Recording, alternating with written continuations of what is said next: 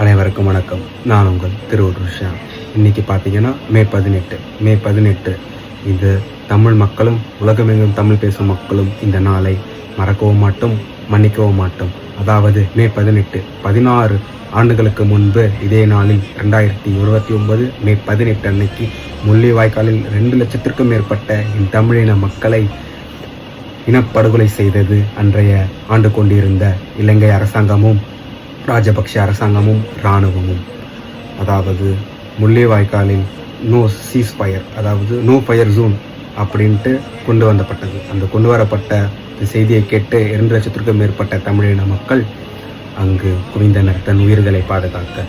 ஆனால் அதை எதிர்த்து இலங்கை இராணுவமும் ராஜபக்ஷ அரசும் ஈவருக்கும் இல்லாமல் என் தமிழின மக்களை கொடுத்தனர். அதாவது என் தமிழின மக்களான தாய், தந்தை, தங்கை, அக்கா, அண்ணன், தம்பி அனைவரும் ஈவருக்கும் இல்லாமல் கொன்று குவித்தது அன்றைய அரசு, இலங்கை அரசு. கொல்லுவதென்றால் போய் சுடுவதோ அல்லது கத்தியால் வெட்டுவதோ இல்லை. அவர்கள் துடித்து கொடுமை சித்திரவதைப்படுத்தி கொன்று குவித்தனர்.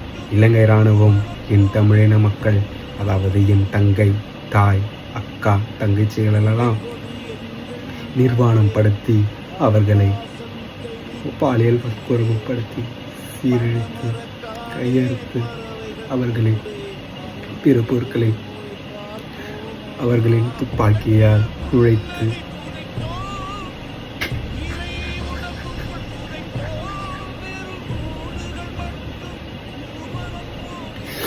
சித்திரவதை செய்து கொல்லப்பட்டனர்.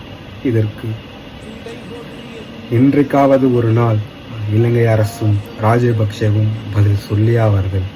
பதில் சொல்லவென்னவென்றால் அவர்கள் தானாகவே அழிவார்கள். இன்னொரு ஈழப்புரட்சி, ஈழப்போர் கண்டிப்பாக தொடரும். ஈழத் தலைவர் பிரபாகரன் அவர்களை வணங்கி நாம் உறுதியேற்போம். மறக்கவும் மாட்டோம், மன்னிக்கவும் மாட்டோம். ராஜபக்ஷ அரசே, இலங்கை அரசே,